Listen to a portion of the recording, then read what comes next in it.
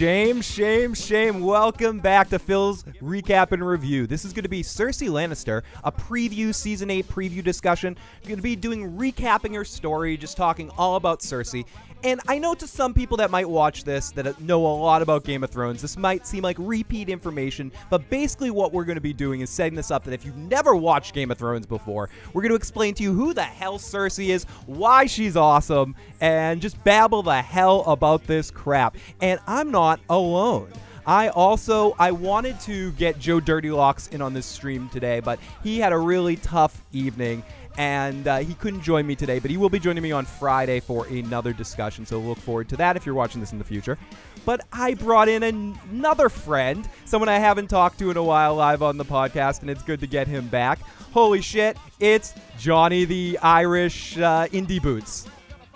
Welcome, What's good, Phil? What's good, everybody? It is Johnny Indie Boots. Is that what it is now? Monster struck again. Yeah. Is that what it is now? Johnny Indie Boots. Yeah, I forget sometimes. But no, we got Johnny live on the podcast. It's great to have Johnny here tonight to talk about, or today to talk about some Cersei Lannister. I wanted to discuss this with somebody, so I wanted to pop on in Johnny. And we're talk about the love. We're gonna talk about why people like Broke love this character so much, what makes her special, what makes her unique, what has changed about her through the season, and also preview a little bit on what we expect from her to die. I mean, what do we expect from her in Season 8 to come?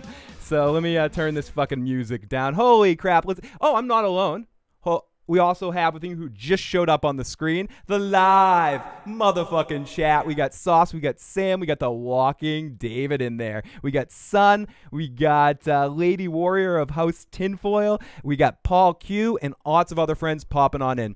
There's also a call-in line that's set up right now that you can call in and talk about the Cersei Lannister, I was going to say the show, Cersei Lannister with us at 657-383-1435, or you can leave a voicemail text at 781-990-8509 if you want to get your thoughts in about Cersei. Of course, jump into the live motherfucking chat and share your thoughts live. So who the hell is, we got Smokahontas, we got lots of good friends in the live chat. Thank you all of you guys for joining us. We know this is last minute. Joe and I have been planning to do this for a couple weeks, but we keep running into some problems, so I'm going to bring in some other friends to talk about Cersei and talk about the different characters on Game of Thrones.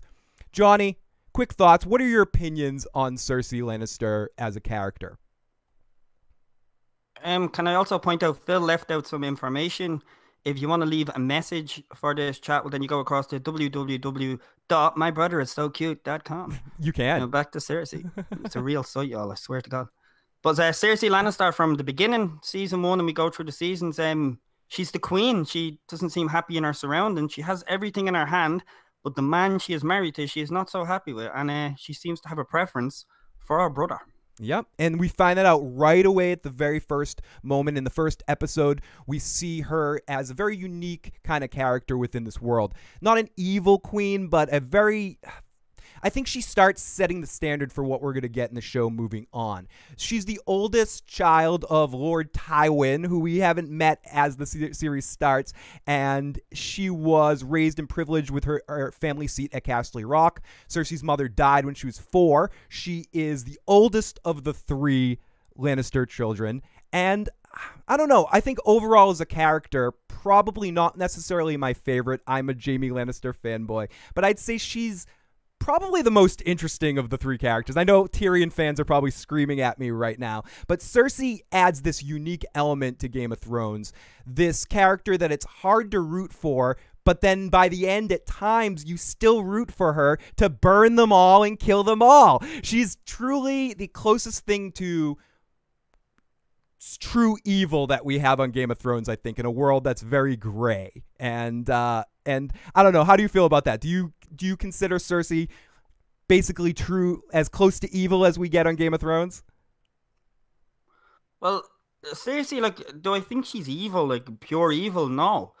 For the simple reason, she reminds me of a bingo hall, for 40 plus and up, and they're just not happy with their husband, and they complain about how small the pecker is and how hot the brother-in-law, whatever, well, brother in this case, is where she's just on that sleeping around phase. But we do learn that Jaime and Cersei are closer than just a one-off. So it is. I can't blame her. Medieval times, Phil. She's used as a pony to just co-sign houses together. That's convenient for power. Would you call that true evil when you loved someone else? I don't know if she really loves anybody else, though, Johnny. That's the thing. I hear what you're saying, and I appreciate the fight back there a little bit, but I do think that it's all self-satisfying. I think that's one of the things that's great about Cersei. I think every situation, even with the love for her kids, is because they're a mirror image of her and an extension of her own power. And I think you could argue, and some argued, Robert never paid her enough attention. I think even if Robert had paid her all the attention, didn't have the whole thing with Lyanna, the obsession in Cersei was enough for him. Eventually, she would have turned on him too. And I think it's going to be very interesting just to look to season 8 to see how she's going to react and what her opinions of Jaime are going to be from this point on. Now that Jaime has officially left her at this point and is going to try to define his own future, is she just going to say, fuck him too? I want to burn his ass and send the mountain after him. Bring me Jaime's head or something like that. What do you think her reaction to Jaime in season 7 is going to be, Johnny? Do you think she's going to be on the attack? I mean, on season 8. Do you think she's going to be on the attack with him, or is she still going to have that quote unquote warm place in her heart for Jaime? Yeah, well, it's a warm place somewhere. Yeah, warm place in her. Yeah, warm place in her vagina. Yeah. But I could see that happening easily, because she's like, Jaime, you deserted me, you left me, we made a deal, we'd never leave each other. He left by choice. This time it wasn't by a fight or by a house or a demand by Tywin. This was of free will. So totally, if she has the option to blow up Winterfell and Jaime's up there, she'll think about it for a second and then go, fuck it, he left me. I totally think she has that like apathy within her, no doubt about it, man. She's gone off the hill. Like, I still think that, like, she did say she loved Robert before. But, like, it is seriously, like, we don't know what tongue of truth that is. So you can argue that. I won't make an argument for that. But when it comes to her kids, I believe, when you say, like, does she love anybody? I believe her kids, she probably has the most fiercest love than anybody in Game of Thrones for her kids. And that is for the reason, if you break it down, like, from a psychological point of view, because Tywin was so imposing, he stopped Jaime and her, like, fiddling each other, to put it nice. And then, like, he divided a split between them, and then he forced her off to a house she didn't want. So she kind of feels that weight on her back. So she's in full control of her kids, and she wants to treat them better. Do you know what I mean? So I think there's absolute love there because how Tywin treated her. It's an interesting. It's definitely an interesting argument and very good point. But I tend to go with like what Smokahontas just said in the chat. I think Cersei's a fucking psychopath. The bloody talk with the $2 super chat donation. Let me spin that. Team Cersei, haters gonna hate. And don't get me wrong. All of what I'm saying about Cersei is just establishing that I love her as a character because of this. And it's those things that make me love her. It's that fucked upness. Sam says, I love all 3 Lannister children equally for different reasons.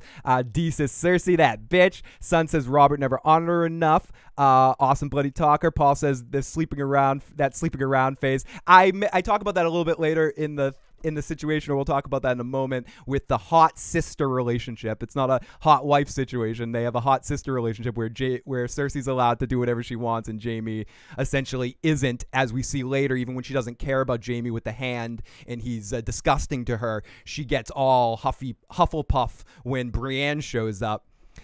Two good hands. Yeah, 2 good hands. Oh god, we'll talk about Euron later a little bit as well.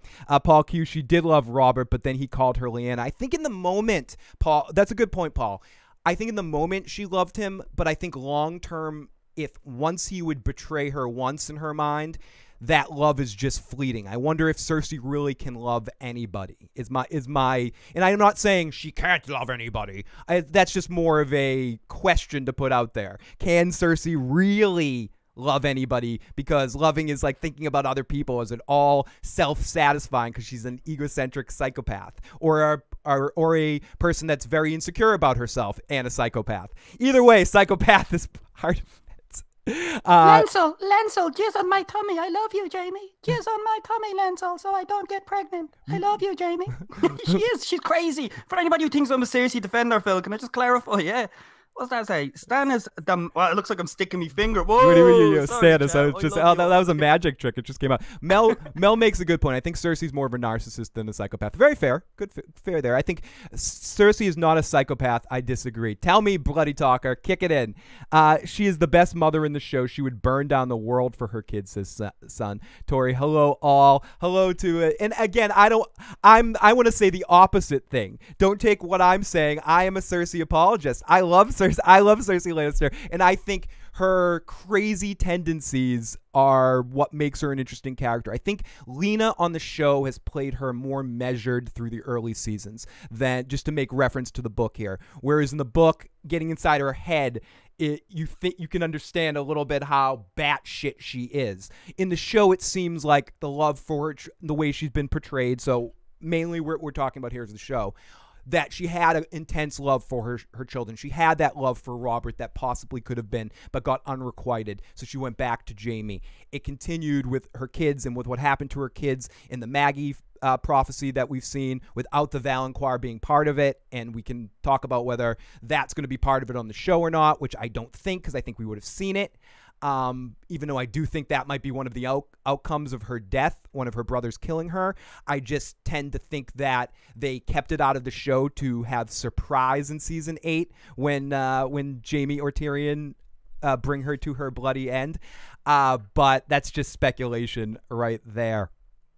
So I think on the show, it seems like she's been more driven to this place, and then everything with the shame shit and what you went through in season 6, I think all has led her to this point where in the books, as we get in with Cersei, she's always this way, to me anyways.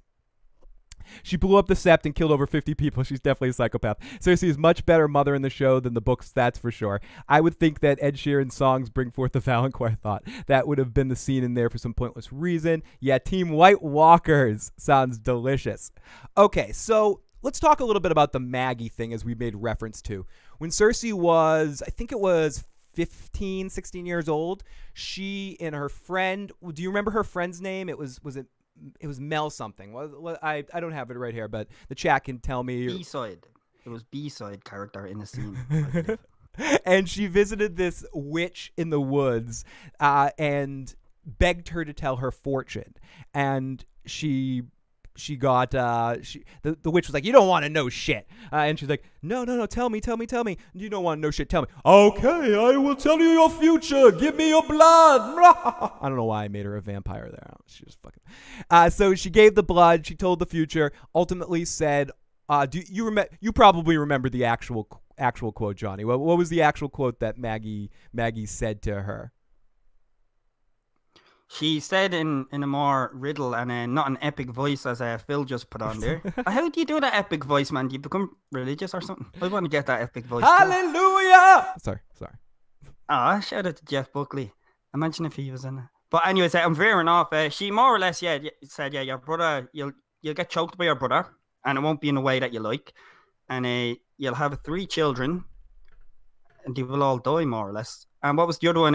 Will she marry the prince, meaning Rhaegar? And she said, no, you'll marry a king. You'll marry a king. Which we find out to be Robert. Yep. And he'll have many children, and you'll have 3. And death, and there's shrouds and clouds and all that sort of shit, too, as well. And 9 nickels, thank you, Malara, appreciate that. Mel, Sam, she's so mean to Tommen in the books, and he's much younger, and it was harder for me to read. M, yeah, we got M in the live motherfucking chat. And Johnny, I just use simple digital effects. I have a digital effect and go, hey, Johnny, I can sound way more important than I actually am. It's making me religious, man. It's making me more religious by the second. Come to the church of Cersei. She burned it all down. You will now pray to the god of the mountain's balls. Ha ha ha. Okay, so she got that, and that's basically clouded her whole life, and could be seen as, if we want to look at everything like Pink Floyd, The Wall, was the first brick in the wall of the person that Cersei was ultimately to become. And after that, there was Civil War. House Baratheon, Cersei was married to King Robert. It was a political marriage. She agreed. And at the time where we've heard her talk about it, she she, like any other woman in the realm, wanted to marry Robert at that time. He was very sexy. He was the king. She was probably pretty excited about it. Tywin probably didn't have to push her a lot towards it.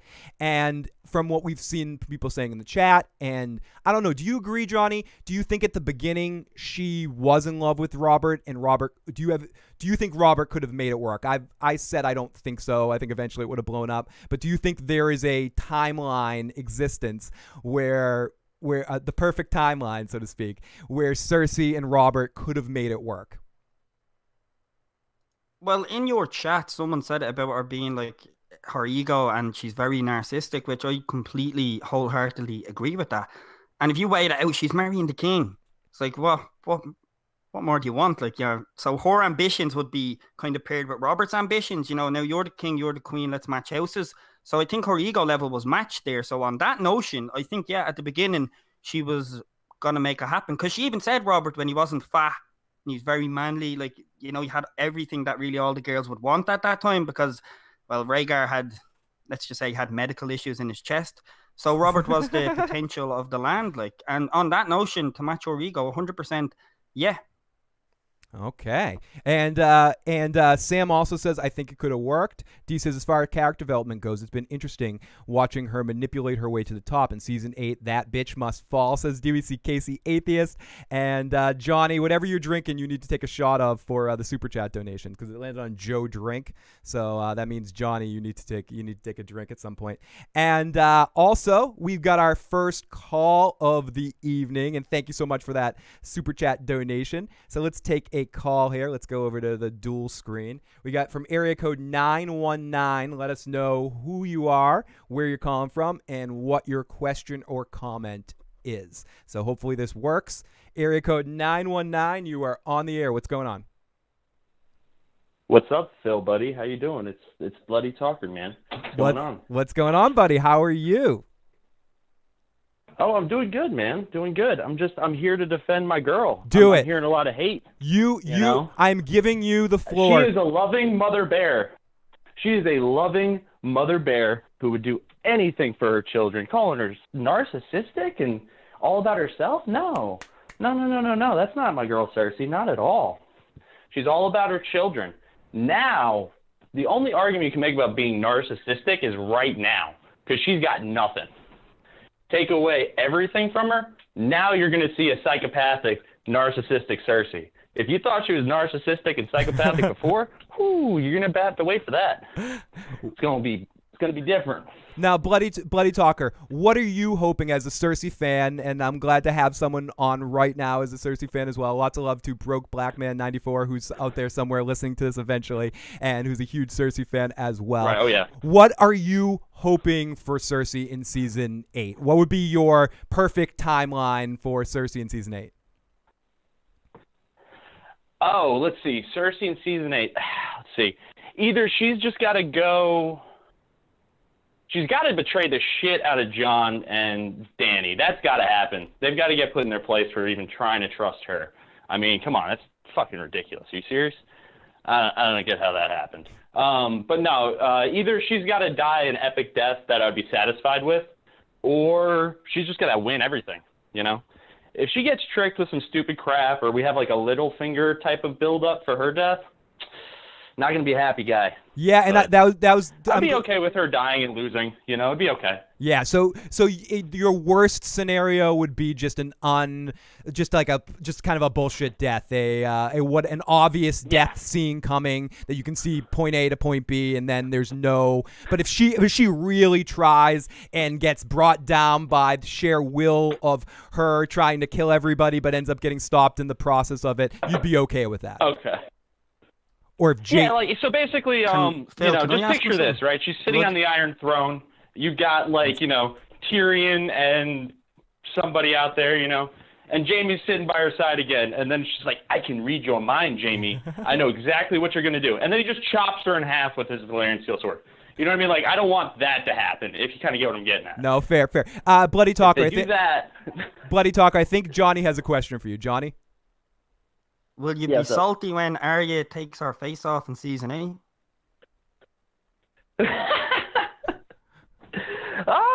that might be the one person I'd be very okay with. That might be a death I'd be very okay with, actually. Arya popping out of nowhere. Yeah, I could deal with that. So, I don't want our Littlefinger. I will that'd agree be kind with of one full thing, circle. Phil, with Bloody Talker. I do not want Cersei Littlefingered because, like, well, that sounds so wrong. Not like that. No. But I don't want her to go out like that. She has to have a good death. Well, what was that? What was that, Bloody Talker? I walked into that.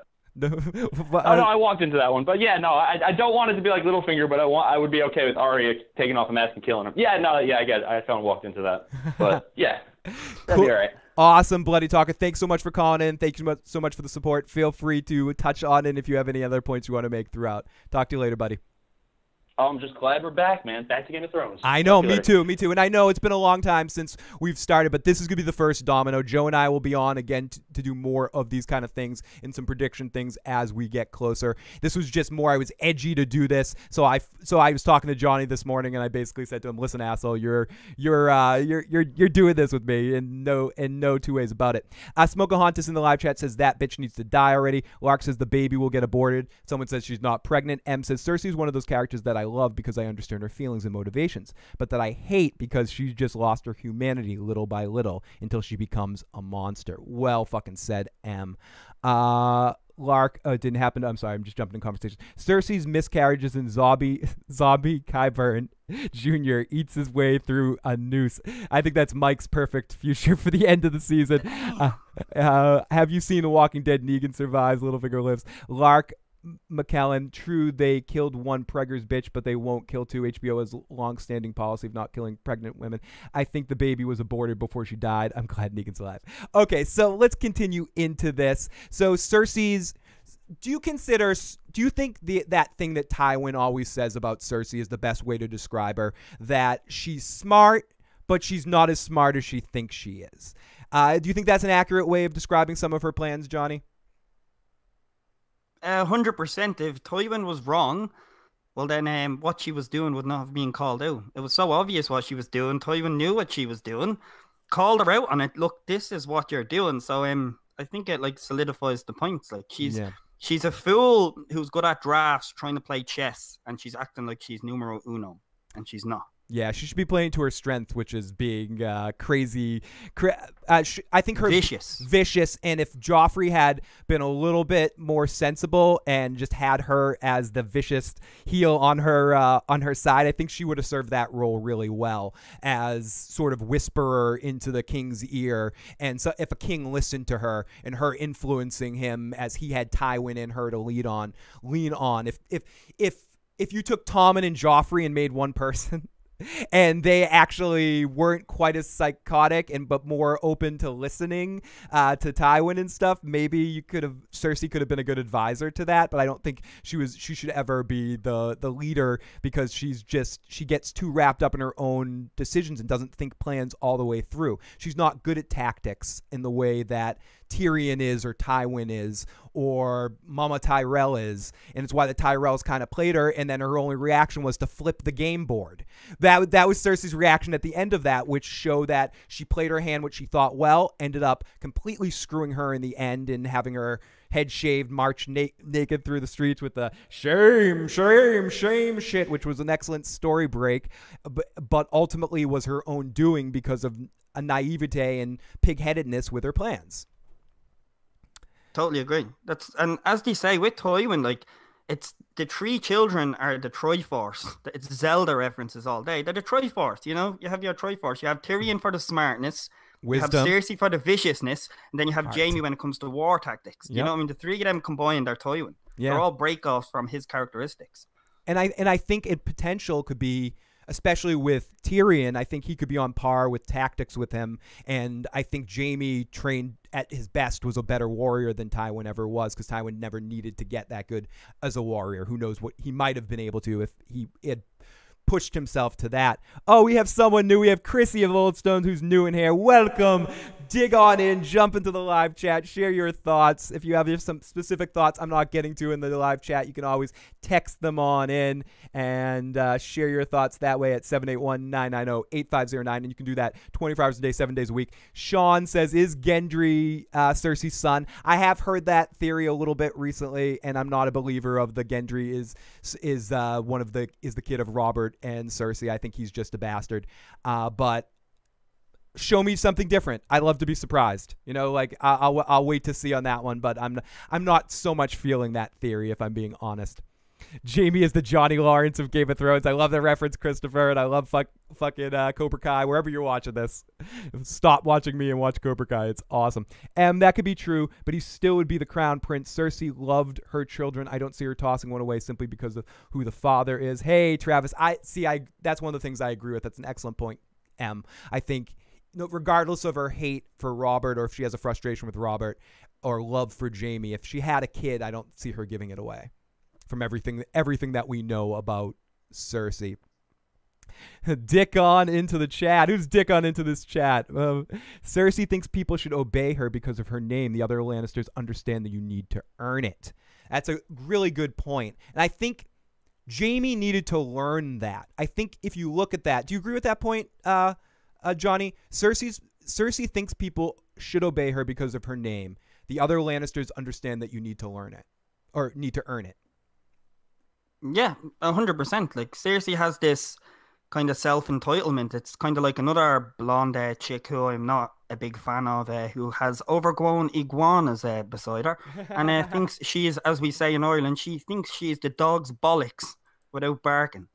So she's self-entitled.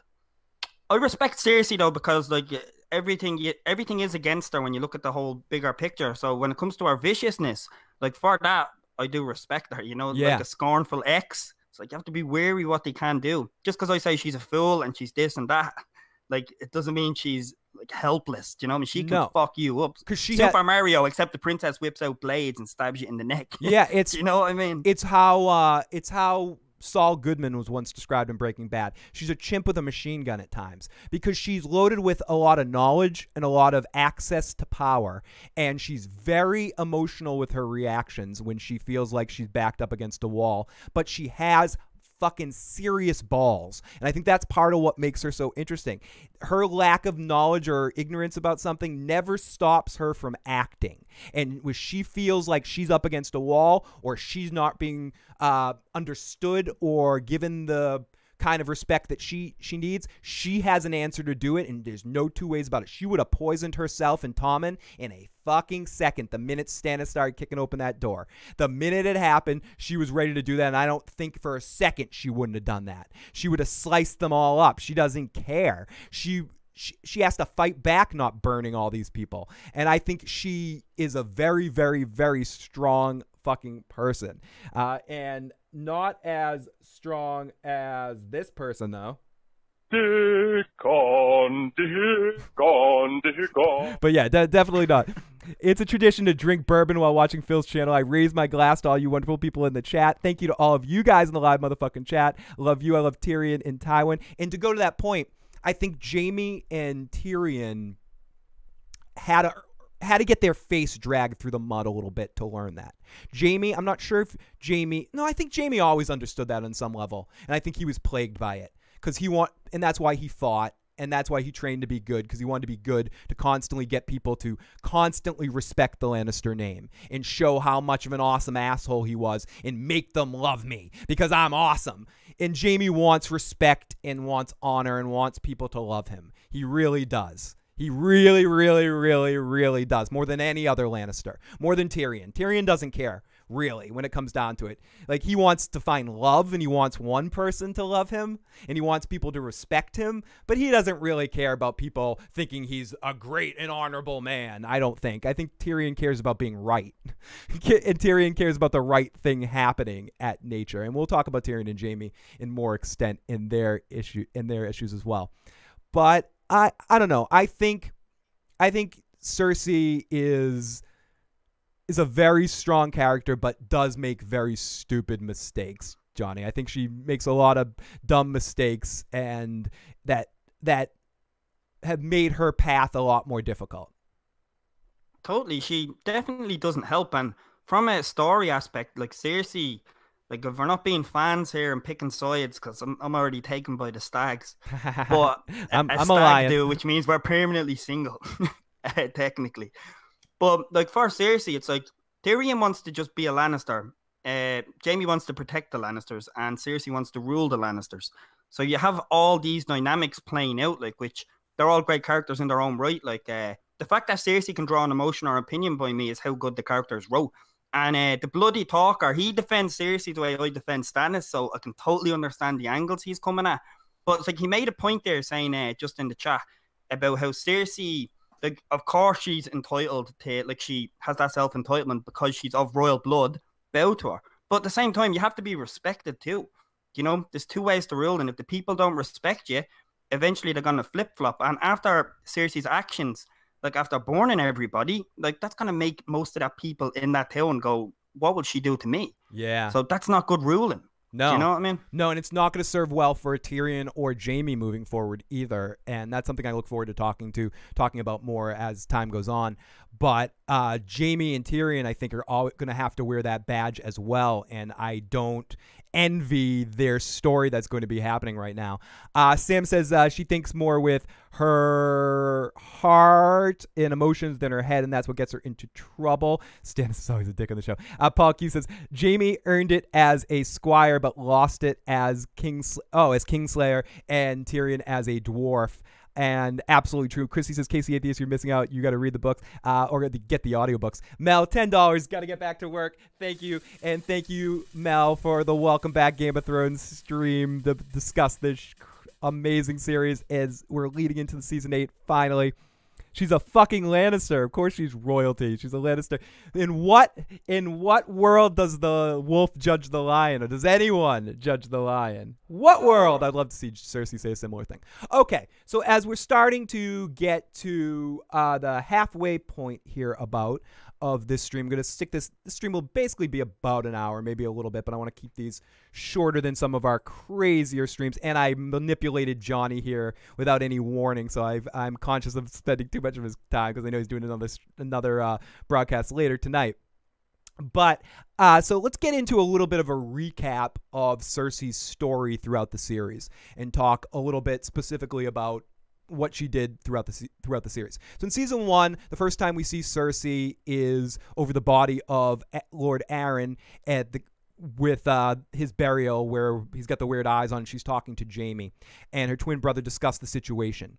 And I think it's interesting here looking back at all of this, because if you can look back on season 1 with the knowledge of all the seasons, especially with the Liza and Littlefinger reveal, do you going back on season 1, because I know you recently did something as well that I don't want to talk too much about, that maybe look back on some season 1 stuff. Do you look back on the Lannisters in season 1 any differently, knowing that Littlefinger set a lot of this shit into motion? That's a really good question. With Littlefinger behind it, that's a really good question. I thought it was going to be no simple compared to Lannisters from like then to now. Yeah. Is with Littlefinger behind it, like it kind of shows like we all respect Tywin and how he plays the game. Like it kind of shows he's not up at the top level when it comes to that. Do you know what I mean? And we talk about the Red Wedding, how he orchestrated that, like, and then Littlefinger is actually playing him. Like, did Tywin, like, there's no way Tywin knew, because Littlefinger would be dead. No, Littlefinger went to Liza, started this whole process, and really manipulated both sides into war to do what he wanted. He outmaneuvered Varys, he outmaneuvered everybody. Maybe because no one saw him coming, but it's hard to discuss any of the early season stuff of Game of Thrones without giving Littlefinger a ton of fucking credit for pushing all of this shit into motion. And maybe some of it he surfed his own way, but definitely the initial. I know ultimately Jaime still pushed Bran, before someone says it, he still pushed Bran out the tower. That still happened, okay? And that tension, but they never would have been in Winterfell if Littlefinger didn't the ear bone connects to the side bone. But they never would have been up in Winterfell asking Ned to become Hand of the King and being on display in the tower that Bran shouldn't have been walking in. That fucking pervert. Anyways, what a man does with his sister is his own business. And so is Tywin overrated, Phil? No, I think Littlefinger was underrated at the time. No one saw Littlefinger coming. He came at it from an angle no one could see. Going to the wife, having that in from childhood with the Starks, using his attraction for Cat and that tactic against Lysa was excellent playing and something you can't predict for because it comes from nowhere. It comes from just happenstance, like you're friends with a guy that becomes a Hollywood superstar and he puts you in his movies. You can't control that shit. Littlefinger woke up with a huge advantage in that situation and with what he wanted to do. He knew he had an in with Lysa, so all he needed to do was manipulate her, then kill Jon Arryn, and all those dominoes could start to fall. I think some of it is happenstance and luck and a natural hatred between between Ned and Jaime and Stark and Lannister douchebaggery and Stark stoicness, problems reacting, so it's not tough to push that into action. I don't think they expected Ned to get killed the way Ned got killed. I think certain things went different ways than Littlefinger expected necessarily, but I also think most of what happened is we got to give Littlefinger some credit here. So they are great points, because I personally like Tywin. Like, I know that might sound crazy. I respect the hell out of Tywin and Jaime too. We know the brand thing. Can we just usher by that? I love them too. Well, no, I love Jaime. I respect Tywin, but I love Jaime. If that makes sense. But your points on Littlefinger. What if Bran never caught them two having sex in the tower? Would you say Littlefinger's plan would have been, well, when Ned Stark comes down here to King's Landing, I'll poison him like I did Jon Arryn, and then blame it on the Lannisters, like kind of leave trails, so that's how they go at each other? Like, how would that work out if that didn't happen with Bran? Johnny, I'm gonna put pause on that. Write that shit down. Get a piece of paper, write that down. You and I will do another video on this channel about that subject. Because I think that would be a fun thing to talk about and explore, but we will get so off tangent of Cersei right now. So that's true. Okay, so but write that shit down so we don't forget that crap. In all fairness, anyone who knew Littlefinger and knew how he felt about Cat and the things that happened when they were kids could have assumed Littlefinger would eventually use this to advantage. This is one of those things that in the God, I hate being this person. In the show, Littlefinger's a little bit more obvious. In the book, he's such a nice guy that everyone can trust. No one thinks that sort of shit about Littlefinger, at least in my imagination of how I read him. I read him as a very friendly guy in that situation, and in the show, he's very. You see him and you're like, that guy's a manipulator. That's one of the things that I like the performance of the show, but he's very silly. But Johnny and I are going to talk about that on a later date. The nobles didn't see him coming. The houses had grudges and traditions. Littlefinger's just a worm, copper counter to them. Okay, so Cersei, Jaime, they eventually reunite. So they go. The next time we see them is at Winterfell, and we see that her and Ned have kind of a cold relationship. I love when Cersei first shows up at Winterfell, Johnny, and she's just so like disgusted by the whole thing, and she brings Sansa into the room, and it's like, "Do you bleed?" and we have Catelyn and Cersei's interaction, and eventually Edward and Robert go hunting, leave the castle empty. Cersei and Jaime go have sex in the tower. Bran climbs up there and sees them have sex, where Jaime is like, he saw, and ultimately forces or influences Jaime to do something about it and kill him, or just basically Cersei tells Jaime to kill him in the situation. People can blame this on Jaime and say Jaime did the action or thought it himself, but I always interpret the situation as Cersei says he saw, and she says it again. He saw everything, meaning you need to kill him right now. And Jaime said, I know. I'm just going to kill him. And walks over and says, didn't she say he's just a boy, Phil? He said he's just a boy. Ooh. He goes, he's just a boy. How old are you? And he goes, 6. The things I do for love. So in my mind, maybe as a Jaime Lannister apologist, I read that as she ordered him to push him out. But, Whatever. I'm an apologist. Hate away. Feel free to flame me in the comment section. Jaime did it, you asshole. Jaime pushed him out on his own. Cersei just wanted him to shut him up. No, the Cersei wanted him dead. Pushed him the fuck out. It does make sense because she already had her play in mind to be like, okay, I'm going to get really close with Cat while I'm up here so we are not suspicious. Like, she was already in mode to play the next step, you know, reacting to it. There was no real, oh, we did that. It was kind of like straight into the next move.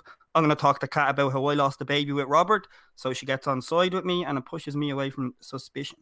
You know, like the guilt. There was no real guilt shown. So I'll go with that. And I'll take a sip of me tea for your chat request. It's tea on the weekend. It'll be beardo, yo. There's the shot. Perfect. 9 says Littlefinger planned on Ned being killed to get his hands on Sansa. I think he suggested the Joffrey situation. We have Tywin was a brilliant general and politician. He was also insanely good at reading the winds of war, if you will, and positioned himself to come out on top. I agree with that, especially. Hashtag Cersei did nothing wrong. Hashtag Cersei and Jaime did nothing wrong. Hashtag crazy. Hashtag gave Bran his powers. It was a gift. Jaime gave him a gift. He got a gift of a show, then he got a gift of extra powers. It was all just a present that the Lannisters bestowed onto the young wolf. It was amazing. It was amazing. All eventually to help stop the Night King. It's all connected, and it's all thanks to Jaime and Cersei. So it's all. No, that makes sense. Let's all thank Killmonger in the live chat, Casey Atheist. Great to see everyone. Travis, all of you guys are fucking amazing. I'm apologist to all those Cersei. Okay, so then after that. Bran later at breakfast, Tyrion tells his family that Bran is expected to live and his siblings are guarded. And yeah, we see that Cersei and Jaime are like, oh shit. And I love that scene where Tyrion pushes him. We see, later in the season, it ultimately ends with, I mean, we can talk about every single point of her in the season, but I think the big highlight point of the season is at the end where she has that line in the Game of Thrones, you win or you die, when Ned Stark makes the biggest mistake of his life. There's a lot of mistakes that Ned Stark makes, but the dumbest one he makes is when he comes to Cersei and expects her to help save her the night before he tells Robert about what happened. My question to you, was her plan already in the works to kill Robert on that hunt, or did Ned cause Robert's death in that moment, Johnny? I know I would give Cersei. No, I'd give Cersei the full credit for that because she plays to win. She just told Ned about you win or you die, and then Robert dies, and then essentially Ned dies. But Cersei was kind of steadfast on killing Ned. Yeah, I don't Joffrey who just was over. Yeah, pushing that shit. I agree. I don't think she wanted to kill Ned, and I think she wanted Ned to either go to the Wall, be a prisoner, to laugh eventually, or eventually send him back home to Winterfell. But I think ultimately send him to the Wall to be with his bastard son. She would have been okay with that outcome to the situation. She wanted him dishonored. I don't think she wanted him killed. I don't think she wanted that war at that point. And she did have that chat with Joffrey. Remember when she says, and what would you do about the Northmen? Yep. And then she was telling him about winter's coming. So it's like she was prepping him for her plan. Like, really, when you look at that foresight, it's like she was prepping for this anyway. And she was telling Joffrey, don't fuck with the North when winter is coming. So that shows that with the Ned shit, she really didn't want that. Like, because she's telling Joffrey, don't fuck around there. And when I talk about tactics that Tyrion has an advantage on her, I mean the Game of Thrones, like how to play the con game and the talking game and the manipulation of people game. I truly believe from her relationship with Robert in the scene that we got in season 1 when she's discussing tactics with Robert and how he says, you sound exactly like your father. It's funny trick that you do when you open your mouth and your father's voice comes out. And also how she advises Joffrey eventually. I think war tactics and that kind of stuff is something that Cersei probably could be good at as like general thinking, as an advisor to Joffrey, or if Robert had been actually in more war times and had been more open to listening to her, be a mouthpiece for Tywin in a sense. I think she knows how to reiterate. She's listened to Tywin. She's been at that things, and she's not an idiot. She's just not as smart and good. She's like that person that's good at one thing, but they won't stop trying everything because they want to be good at everything. I can do this one thing. Okay, no. I play rock music really well. No, I'm going to play a ballad. I have to write an emotional song. No, write fucking heavy music. Shut the fuck up. Keep your emotional songs to your home recordings. I don't want to hear that crap. Do what you do well, asshole. Don't. I mean, occasionally test yourself. Yay, good. But as a fan, I don't don't care about that. Do that on your own. Do that on your own dollar, asshole. I don't want you to do that in a live show that I pay fucking top dollar to go to a show. I don't want to see that crap song that you're working on. I want to hear the fucking hit, motherfucker. And the B-side, awesome. Keep that Elton John stuff for Saturdays when you're in the shower. But right now we need some AC/DC, please. Yeah, let's rock this shit up. I don't want to hear AC/DC doing power ballads. I just if I'm going to an AC/DC show, I don't want to see them do the what's the Princess Diana song? Candle in the Wind. I don't want to see AC/DC covering Candle in the Wind. Actually, that would be that'd be fucking like a septum in the wind, burning all you dead. I don't know the rest of that song. I don't want to get Phil copyrighted as well with my crow-like voice. But I agree with that. It's a great point on Cersei. You're saying being second in command because how apathetic she could be. That could play to the advantage. I agree 100 with that.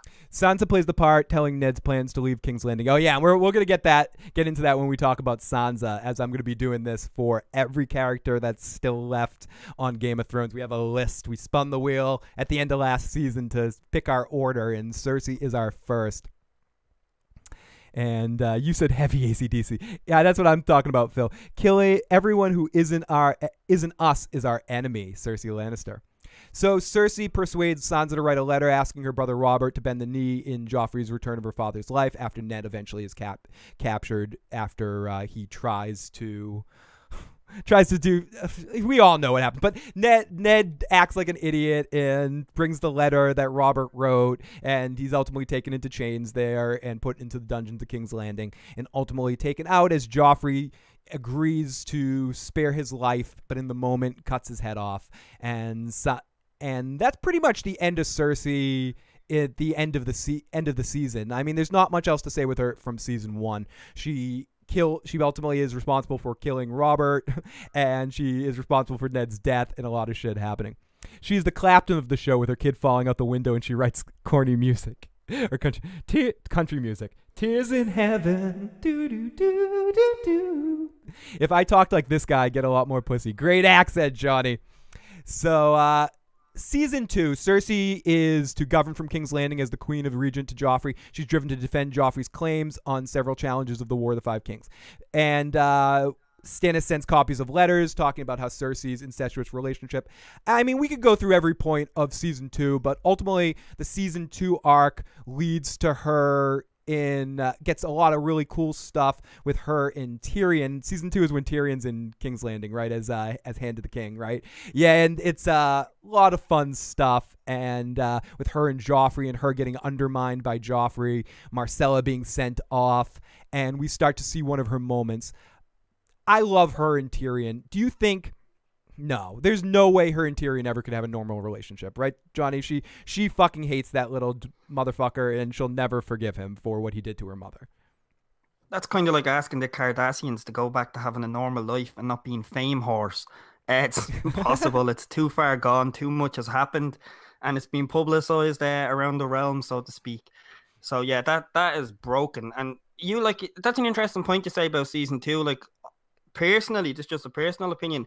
I think what I'd give her arc credit for would be like how she ended her arc in that season, which was how far she will go to sacrifice herself, like crazy. No, that's the important thing. I mean, we have her and Lancel's relationship as Jaime's not there kicking in. We also have her basically taking the balls off of Joffrey in the Battle of the Blackwater when Joffrey wanted to march out there or could have been talked into going to the battlefield to lead his men, but instead Cersei decides to have Lancel beg Joffrey to come back in, where Joffrey's somewhere hiding. But it's interesting that she's only going to kill Tommen.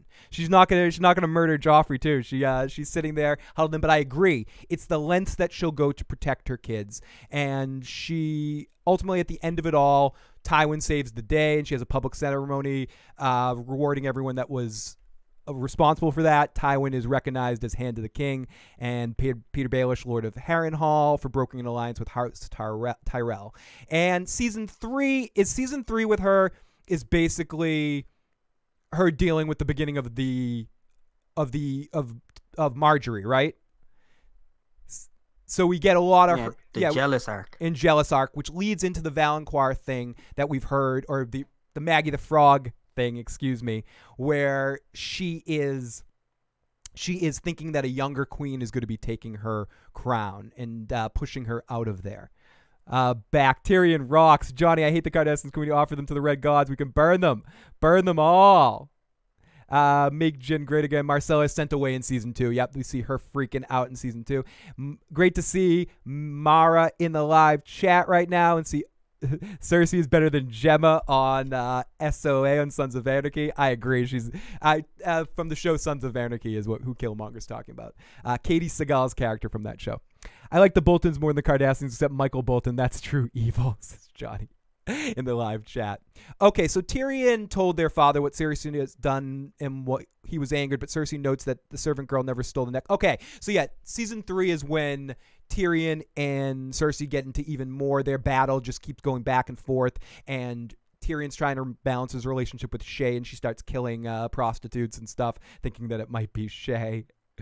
And then she ultimately gets dismissed by Joffrey here, and Joffrey starts taking Marjorie's side through all of this. And this is when Tywin tries to get Cersei to marry the Iron Fist there. And she does not react well to this. And she pulls a fucking hissy fit and freaks out and says she's Queen Regent, and no, she's not. And she gets put in her place. What do you think Cersei would have done if Tywin hadn't died and she was forced to marry Loras? Do you think Loras would have been killed? Oh, I think his Iron Fist would have been stuck somewhere else. So that would not have been pulled out. And maybe that would have made him for a better series than Iron Fist, to be honest. You would have had characters with context and depth.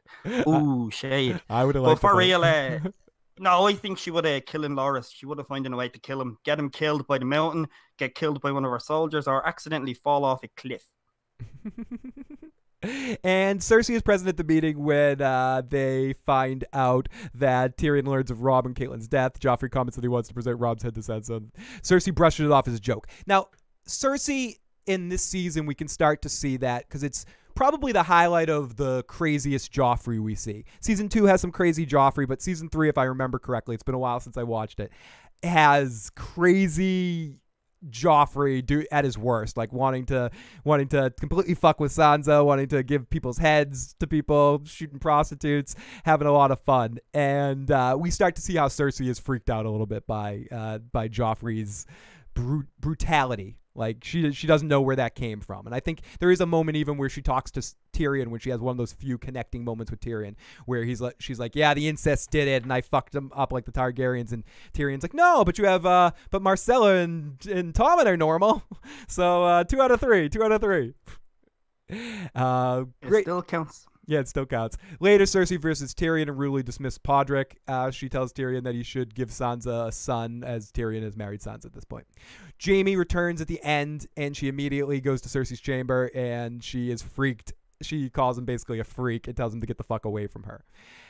Season 4, it introduces Cersei to Qyburn because Qyburn comes through Jaime, and we start to get into different Cersei. Through this season, Joffrey gets killed, Cersei goes on the attack. This is when Cersei starts to lose it, and on the show, when the break happens. And I love Cersei in season 4 being against Tyrion and everything we get with her trying to manipulate the trial, and we start to see Cersei's battle against against Marjorie go into high gear because at the end of the season, Tommen, after Joffrey's dead, they immediately go after Tommen, and Tywin has control of Tommen instead of Cersei. And then at Tyrion's trial. So, I mean, ultimately, the end of that, Cersei gets what she wants and sees that the Red Viper gets killed and Tyrion's going to die, and she's happy. But nope. Tyrion is broken out by Jaime and kills Tywin at the end of the season. We also have some shit with Tyrion, with her and Jaime's relationship going throughout season 4 of her getting over the fact of the fist and them having sex in weird, awkward ways throughout the season. Anything specific else you got to say about Cersei in season 4, Johnny? Well, like that would make an interesting series alone. That arc in season 4, wouldn't it? It'd be like the sex lives, the adventures of Jaime and Cersei, like, and just their sex lives. Like, let's do it on our son's hearse. I don't think we can top that for sick shit, brother. Yeah, I know. Do you know what I mean? Like, where'd you go from there? I think the arc in season 4 is based around, if I'd call season 3 jealousy, I like, would this be jealousy again? Sorry, I was playing porn music for the Jaime and Cersei. I can change my voice. Oh no, that's fine. That's fine. Hey, how you doing? Want to fuck on our son's little funeral casket over here? And Hannibal says, to be clear, Jaime and Varys broke him up. Very fair. Jaime and Varys broke him up. Qyburn freaks me out. I like how she told Pycelle at the wedding what a piece of shit he is. Yeah, we get a lot of her attacking Pycelle and that stuff. Joffrey's corpse really got Jaime going. He started hearing this music in his hair. He's like, yeah, my dead son. Let's make another baby. Oh, Phil, you are fucked in the head. I love it.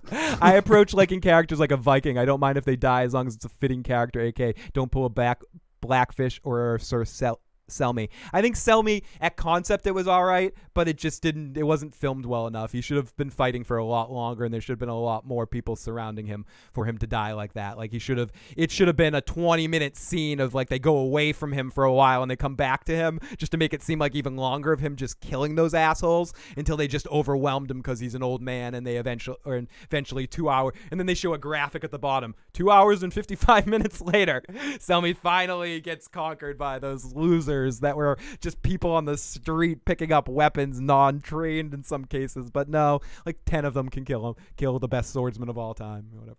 Well, if you can split the Hobbit into a trilogy, I'm pretty sure you could do the same with Barristan Selmy in that fight scene. Yeah, I agree. It should have lasted like 3 episodes, Johnny. Like, he was just stuck somewhere fighting. Hope you're not serious. I'm reacting to porn music. Okay, no, sorry.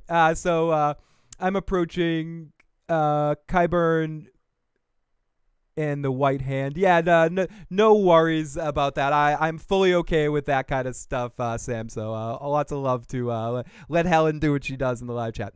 So escorted by Sir Meryn and Joffrey, season 5, we walk into the Great Sept of Baelor for Tywin's funeral and surrounded by numerous lords. I block out a lot of season 5 about what happened, in season 5, but I do know that Cersei summons Jaime to show him that Marcel is in danger to have to go down to Dorne, and then later, 2 months later, Cersei brings the head of the dwarf. We see Qyburn in his lab, building the Franken Mountain and all of that happening. We see Cersei trying to take over King's Landing and whispering in Tommen's ears, and this is where she just kind of keeps getting shut out, right? And this is where Marjorie keeps getting more and more attention, and Cersei's getting pushed more and more to the back as she starts to be pushed to a point, as we always say with Cersei, where she's pushed to an edge and then she makes stupid mistakes, Johnny. And this ultimately leads to what? It leads to her talking to the High Sparrow. Why don't you talk a little bit about Cersei's interaction with the High Sparrow at first, if you remember? Well, it proves it all really about, like, the people. The people have the power. I kind of like the High Sparrow because for his opening, but he kind of dragged on with Cersei. I kind of missed Joffrey first and foremost. The High Sparrow made me miss Joffrey as a villain in King's Landing. But with the High Sparrow, she played into his hands. See, I can only remember the High Sparrow scenes with Olenna because I think I made tea every time he spoke, because it's like, this dude is just going to speak about how awesome he is and humble he is, and the people are going to rise. Same shit to everybody. And I guess conversation with Jaime was good, though. Yeah, and I guess the importance of all of this is that Cersei writes a check her balls can't cash, ultimately. She meets with Littlefinger, feigns ignorance about Loras's arrest, and seems unconcerned about the repercussions that might happen. And eventually this all leads back to... I mean, there's a lot more. We're kind of glazing over some of the highlight points of what happens scene from scene. But ultimately, she gets captured at the end of all of this, and by the High Sparrow, and later Cersei is brought before the High Sparrow to confess her sins. She confesses of adultery with Sir Lancel, but denies her incestuous relationship with her brother Jaime. And a lot of this is heavy-handed. I didn't love a lot of the lead up to all of this, but I thought it did have a good payoff. But wasn't it Cersei's arrogance, though, Phil? You know, just to go into it a little bit. Wasn't it her arrogance to be like, no consequences shall happen me? That's what got her in that mess to begin with. She's like, she made an entity. She was like, you will not bother me. You know, that's arrogance right there. Tommen is the worst character in the show, but Phil, would you really say Cersei is a female Johnny Lawrence? No. Do we know the snake and the mama snake are dead, by the way? And Joffrey would have killed that religion in the first episode. Yeah, he would have. He would have killed them right away, murdered them all. Instead, she decides to use them and makes a plan that doesn't work for her. She's ultimately brought naked, head shaved, and she has to walk to the Sept, which is a really well done scene, shot well, and she acts amazing in it, and it's a big build up through all of season 5. But I must admit, a lot of season 5 with her storyline, with a lot of it, left a little bit to be desired. I didn't love it. Like I didn't love a lot of season 5, if I'm being honest. But I did like the conclusion of the Cersei arc with once she got captured. I just thought it was a lot of build up for it, if I remember correctly. It was shite, Phil. It's okay to say season 5 was shite. It was fucking. And do you remember in the books how manipulative she was when they wanted she wanted to make amends for killing the Red Viper, so she sent a big skull saying that's the mountain skull, and it's not. So she's still even twerking shit. Like, she's a manipulative little fucker. So season 6, Cersei's back, and she returns, and Jaime returns, excited to meet her, but her worst fears are realized when she sees that Jaime is standing alone on the boat with Marcella dead. Later, Cersei's confronted by Jaime in her quarters. Cersei finally admits to Jaime that she believes her children's death truly are her destiny according to Maggy prophecy, and Joffrey and Marcella are gone, and the only one left is Tommen. Jaime scoffs it off. And Jaime, they're going to get a revenge for all their villain enemies and stuff. And then she orders Qyburn to all spies in Westeros to prevent any other great houses from benefiting from the Lannisters, to disgrace Jaime and Sir Gregor. The council meets. And a few days later, Jaime goes to speak to Tommen, only to find that he's already being counseled by Pycelle, despite Grandmaster's claim that he's simply to offer wisdom to the king. Okay, so Cersei, this deals with the end of the whole situation with her revenge on the High Sparrow and all of this. We talked about this earlier, but is there much to talk about the Cersei storyline in season 6 without just talking about the end here? Because this leads to her basically blowing up the Sept and blowing up all her enemies because it's the only thing to do. She sends Jaime away, and she after Tommen kills himself. Because he's an idiot. Tommen kills himself afterwards, excuse me. Marjorie's at the Sept.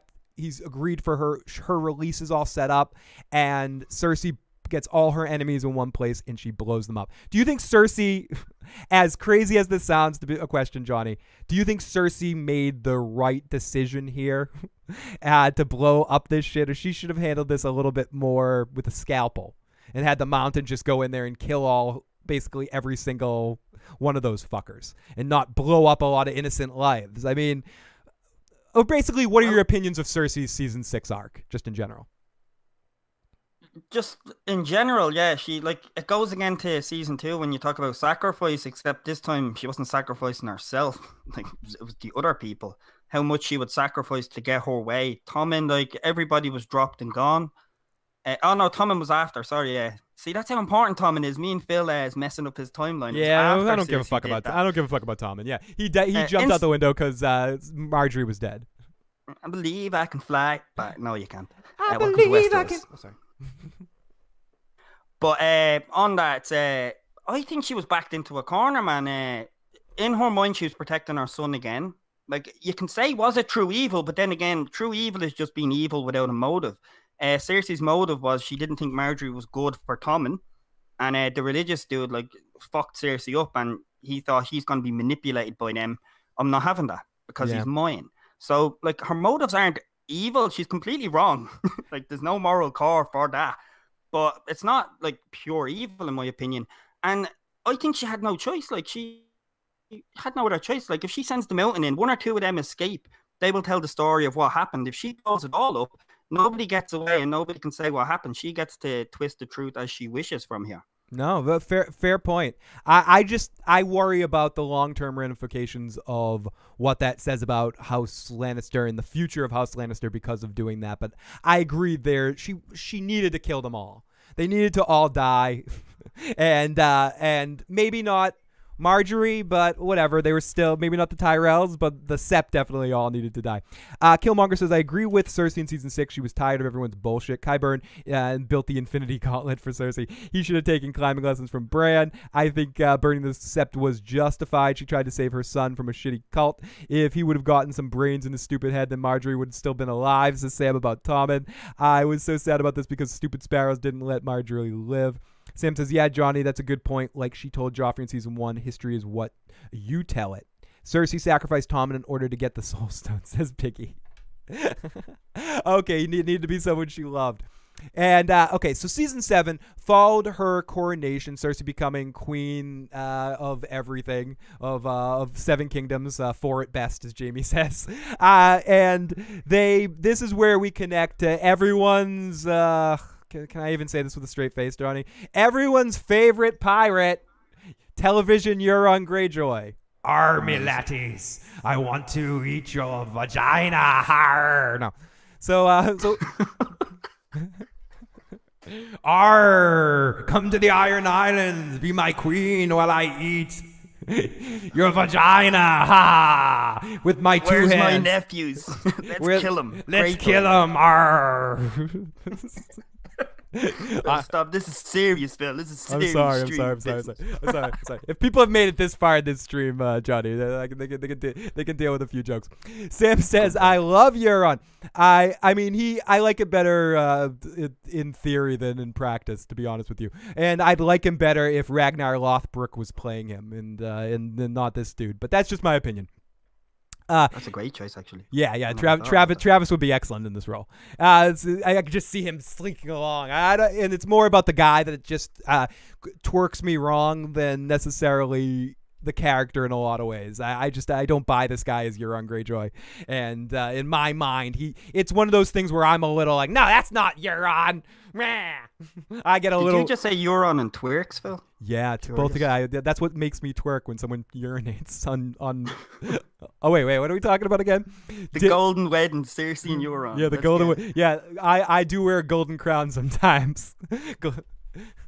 A clown. Oh wait, sorry. A clown for the king. Okay, so.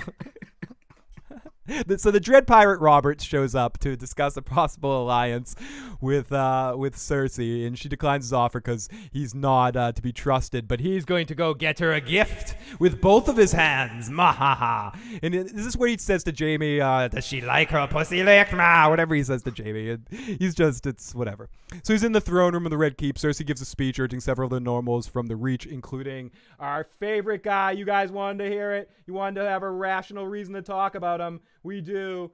And also amongst them are, of course, your hero, my hero, the hero of many that I'm stalling because I can't get to it, are the best, the beautiful. Dickon. And Dickon's in there. Dickon.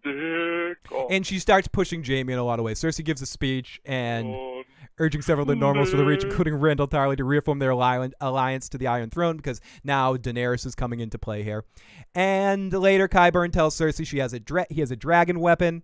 Euron returns to the capital with Alara and Tyene Bad Pussy Sand, who poisoned the guards, and Marcellus. Cersei has them both chained, and we get a really awesome scene of Cersei torturing them. And we also, in I believe this season or last season, got Cersei torturing the Shame sister, which was very fun to watch as well. And we start to see Cersei become more and more inspired by Joffrey. Do you think there's some part of her there that's thinking WWJD, what would Joffrey do in these situations, Johnny? And going full out, or she probably doesn't think about things that way. She probably just acts on emotion. Well, Joffrey definitely got them from her, so we're kind of seeing what Joffrey would do if he grew old. Because Cersei definitely does have a bigger set of balls than him, so it's like what you're seeing from Cersei now is it's Joffrey by 200. You know what I mean? Joffrey's the baby, literally, compared to Cersei, the mother. Do you know what I mean? So Cersei, if Cersei has the Infinity Gauntlet from season 6, well then she is definitely marveling.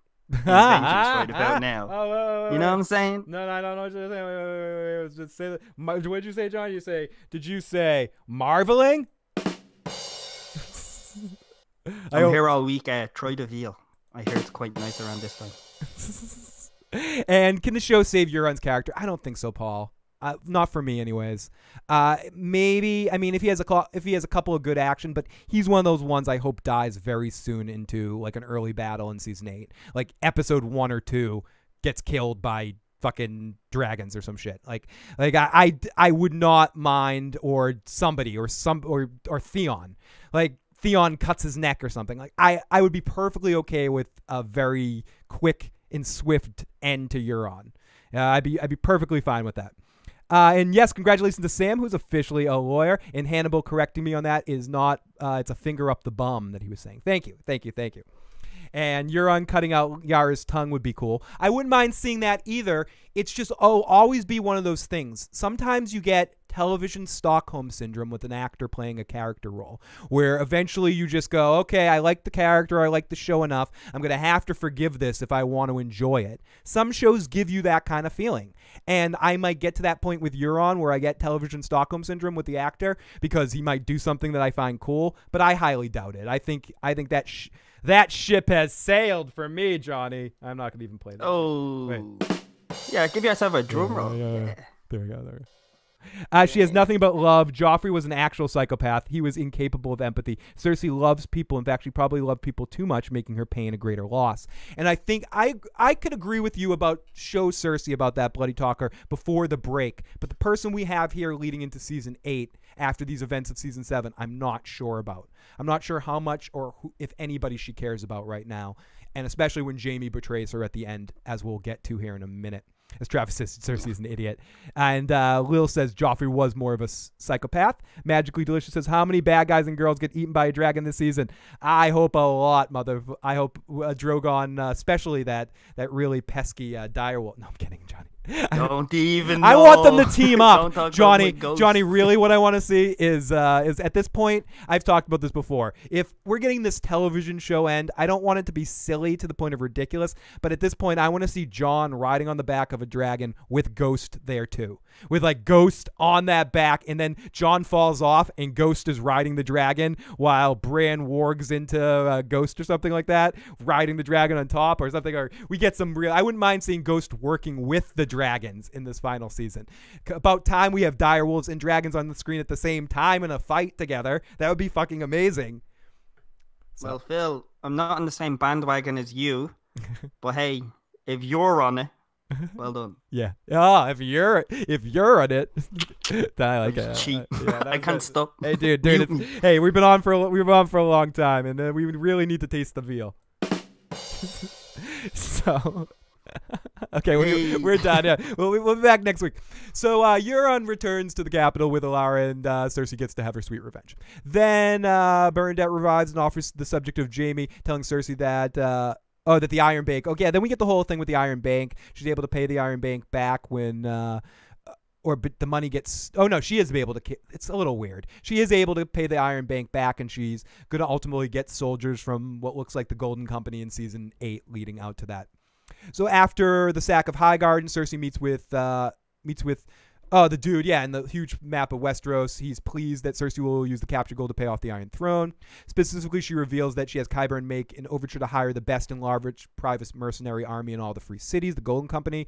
Jaime returns to King's Landing to inform Cersei of their defeat to Daenerys. He flatly insists that the Lannisters have no chance at defeating Daenerys, and Cersei were able to buy the mercenaries to replace them. It doesn't really matter.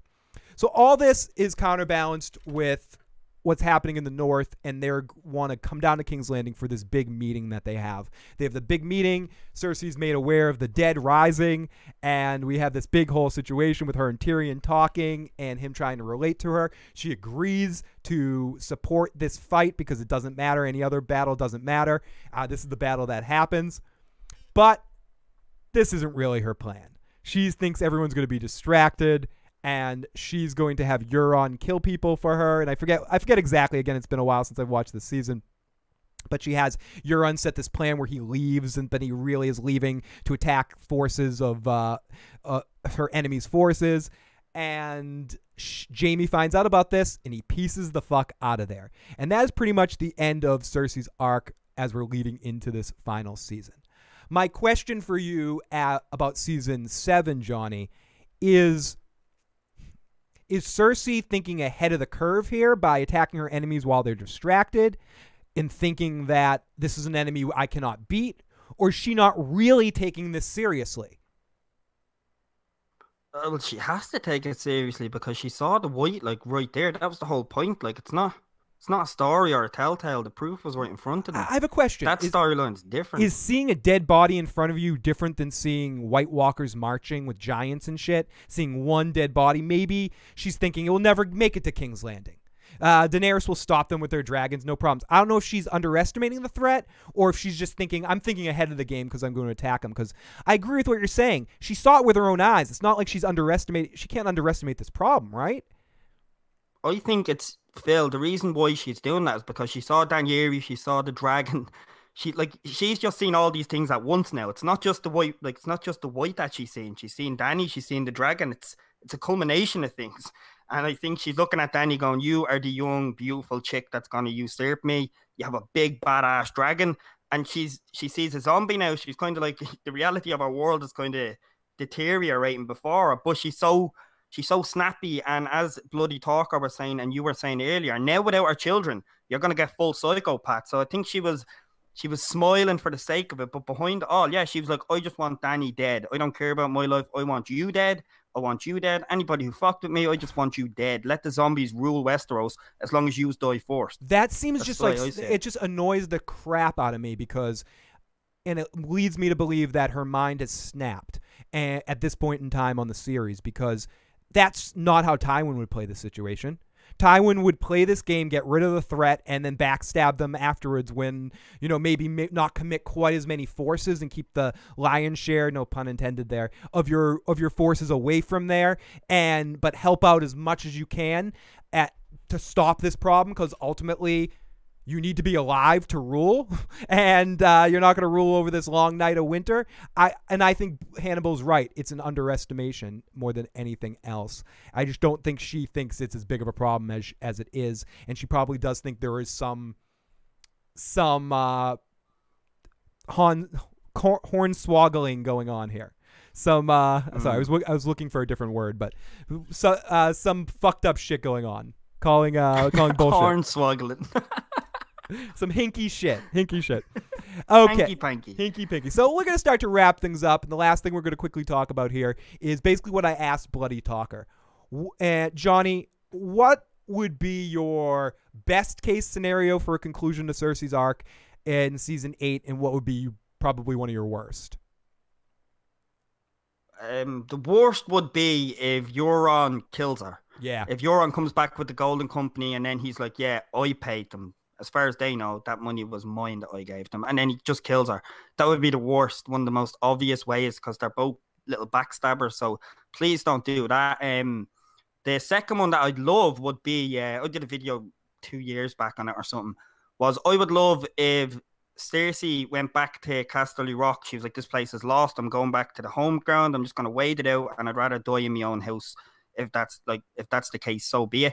And then I would have Tyrion, because he knows the tunnels, as we know, under Casterly Rock. I would like him to lead a little group in under there, and then them two in a room having an awesome monologue with Tyrion knowing, like, you have to die. So he offers her last drink together, and he puts the choker in the drink, and she drinks it, and she dies, which means the hands of her brother choke the Valonqar would come true, and they kind of have a little awesome brotherly sisterly moment, but she still calls him a little cunt, and then roll the scene end. That would be pretty fucking awesome. I think I agree with you that the worst situation would be something to do with Euron killing her, or something to do with the Golden Company or the bank foreclosing on something, and a simple death like that. I wouldn't mind seeing some pressure fall upon her, but I don't want to see that to be her untimely end. I think the worst end would be something quickly simple, like Euron says, "You don't want to marry me? Fuck you," and stabs her. You're dead.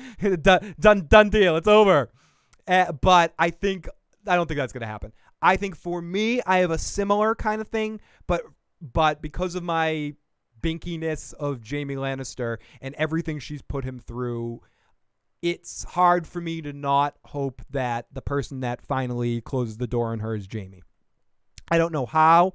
I don't know if it's going to be betraying her and have her be like, I need you, and him being like, not today, sister, some shit like that. I don't know. I don't know how to not make it cheesy. excuse me, I'm not George R. R. Martin, and I'm not writing this TV show right now.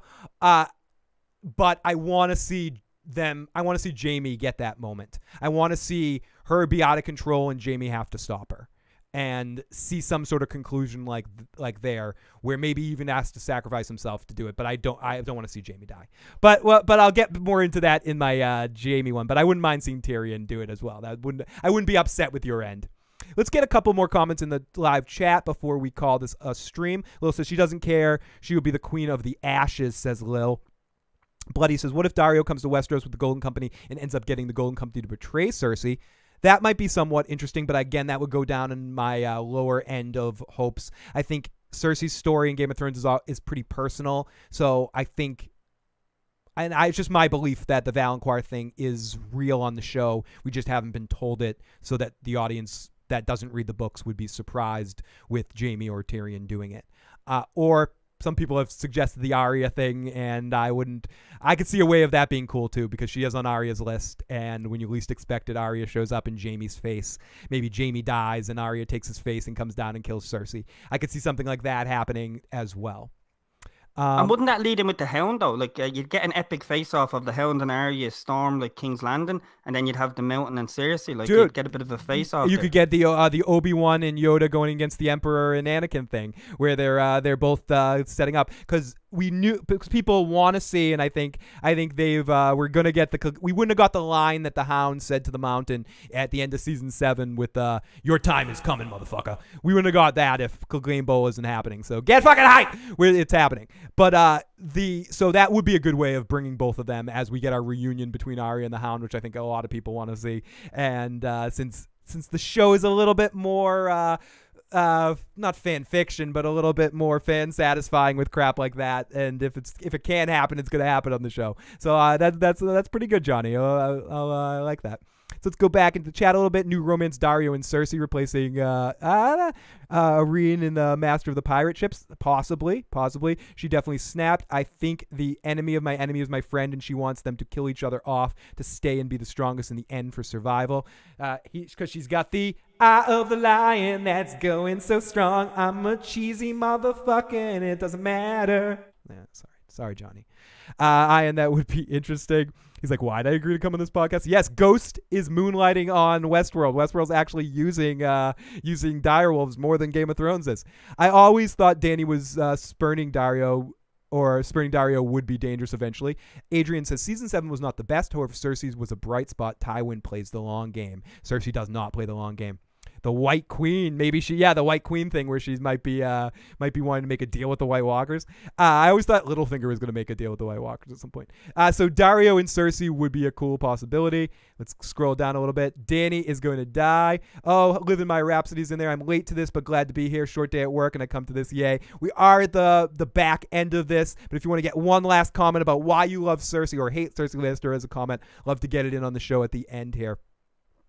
Sam says, I'm going to be sad with any of these Lannister deaths. Someone says, I'm going to cry. Victorian shows up and kills them all. Paul, I would not mind that. If Ragnar Lothbrok shows up as Victorian and just kills everybody, that would be a good end to the series. Okay, so Dany is going to die. But Johnny, before we wrap things up here, I just want to get a couple more comments here. I would like to see Cersei to give birth to a dwarf that looks like Tyrion just because fuck her. Helen says she'll trip over Sir Pounce and suffocate because she has to have wine. No, it's shocking. Dany will die in childbirth, says Hannibal. Welcome to everyone that popped on in here today. Johnny, if people want to find more of you, where the hell can they find you, Johnny? Well, now that I'm not copyrighted again, Johnny Indie Boots. I'm Johnny. I love indie music, and I wear funky boots, as I say. That's It's not really a good way to name it out, is it? And Phil, a humble cheers for having me on as well, homie. Muchos gracias, says my poor Spanish teacher, who's probably shitting our cacks right now if she could see me. Yes. And one love to the chat as well. Y'all are absolutely awesome, and very fun to talk about one of my favorite characters. I know, and thanks, Phil. And I do have to say, I appreciate Johnny showing up here at the last minute. Joe and I were going to do this today, but Joe had a crazy night at work and still suffering some computer problems. And I've been promising doing a Game of Thrones stream relatively soon. I wanted to kind of pop that cherry, getting back into doing these things. And we hope you guys enjoyed it. Please share your thoughts of Cersei in the comment section below, or you can also pop and call a voicemail at 781-990-8509 anytime, 24 hours a day, 7 days a week, and I will play it on the next Game of Thrones stream that we do, or on What Did Joe Think podcast that Joe and I are doing this coming Friday. And also tomorrow night, I will be fulfilling one of our Super Chat donation requests from Broke Blackman 94, and I will be reviewing Gotham tomorrow night, probably around 10 o'clock. So if you got anyone's interested in that stuff, or if you're watching this later, you can click to the next video and you'll see that shit later. So, and also, Phil, could I just say quick as well? We're doing a Westworld recap in about half an hour, 45 minutes, and we might have Phil on. I'm going to send him a link, and obviously Phil might pop on. We'll see if he's back from walking his lobster, as he likes to say. Yeah, I do. I have to walk my lobster, do my hair, and do all that sort of stuff. I might pop in depending on the time thing. I'll talk to you about that when we get off. We've been getting off this whole time. This has been like 2 hours of getting off. Ah, yeah. Wait, let me play that music again, Johnny. I gotta play that porn music again when we do this shit. Wait, I gotta have it on cue. I need like someone just to like click me. Okay, that's better now. Now, if everyone in the live chat, Living says, I want Cersei to have an amazing death. She's an amazing actress. They better give her an epic death. Cheers to everyone. Thanks to Ian. Thanks to Smokahontas. Thanks to Travis. Thanks to Sam. Thanks to Helen. Thanks to Mara. Thanks to Ian. Thanks to Killmonger. Thanks to all of you fucking guys. I know Ian. He Broke finally got it on the thanks to we got Z in the live chat too. I just saw you in there. To M, the Irish are the best storytellers, says M. Rich says, later Al, great to see Al, Red Sox fan, great to see everyone, and please keep this Cersei Lannister discussion going in the comment section if you're watching this later, or if you're listening to the podcast of this on iTunes or in any of our other audio catchers. You can always join our YouTube channel by subscribing, Phil the Issues Guy on YouTube, and leaving a comment there, or you can email me at igotissuesman@gmail.com, or follow me on Twitter at igotissuesman, or also on Instagram at igotissuesman. And make sure if you're listening on iTunes, you give us some iTunes ratings and stuff to help promote the podcast, or on Podbean. Check it out there. But if you haven't already, Johnny, and you like this video, make sure you hit the like button. Make sure you hit the subscribe button. Johnny, it was really great talking to you. Sorry to keep you much longer. And I just wanted to say that, Johnny, I was talking to Johnny earlier today, just shooting the shit. He was inviting me on the Westworld stream in the future, anytime I could make it. And I didn't tell him I was going to invite him on the podcast. I just sort of sent him an invite and was like, we're on the air now, Johnny. Deal with it. So awesome on the fly work by Johnny, and it was great to talk to him today. But if you haven't already, hit the like button, hit the subscribe button, share the channel with a friend, and make sure, like I said, you share your thoughts on Cersei Lannister, how you'd like to see her story end, how you would really hate to see her story end. And next up, for one of these character ones, we might do a couple together because there's some ones that will be shorter. I believe the next one on the list is Euron. So I think for Euron, it's probably going to be a pretty short one. We'll probably couple him with whatever the next one is too, or Joe and I will touch upon him briefly. And I'll also have some other guests on some other ones as time goes on. Thank you, everybody. I'll talk to you guys next time.